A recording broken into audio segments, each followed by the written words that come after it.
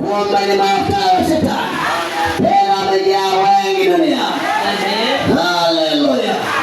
Tunaishi kipindi hiki cha mwisho. Ni kipindi cha nyakati mbaya. Tena nyakati hatari. Watu wameacha kumpenda Mungu wao. Wanapenda pesa. Wanapenda pesa. Wamefanya injili ndio kwa kupata kipato. Hawajaifanya injili kusaidia watu. Wanafanya injili kuingiza maslahi yao. Uwe makini. Uwe macho.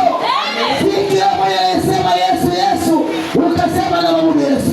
Kuna wengine wanamtamka Yesu midomoni mwao. Mioni mwao hawana Yesu. Hata kama useme amina. Haleluya. Leo unajulishwa. Leo unatambulishwa. Leo unapewa tahadhari. Unapewa tahadhari. Unapewa tahadhari. Unapewa tahadhari. Balaamu ametawala dunia. Balaamu anazidi kuongeza mbinu ya kuteka watu kwa mafundisho yake. Kwa mafundisho yake. Na kumjua kwamba wewe ni tapeli. Kumjua wewe ni shetani. Ni kazi. Ni kazi. Kwa sababu hata kufundisha kwake utasema kweli ni mchungaji. Amen. Na yeye anashika Biblia. Amen. Na yeye anasoma andiko. Amen. Lakini kumbe ile Biblia, ile andiko anaitumia kama ni mtego ili apate kunasa wengi.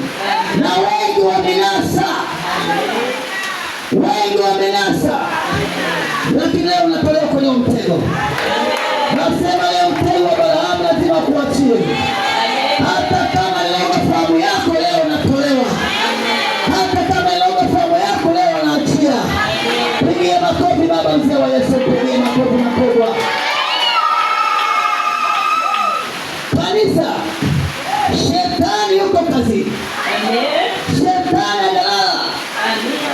Hata kama mseme amina. Natamani waumini wawe na furaha kanisani.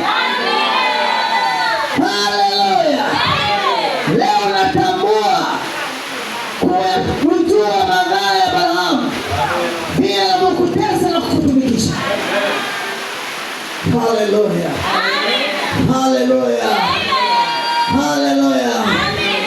Si kila mtu anayesema Bwana Bwana ndio ana Yesu kweli, hapana. Kuna watu wanatumia jina la Yesu kujificha kama kichaka chao. Hata kama useme amina. Kuna watu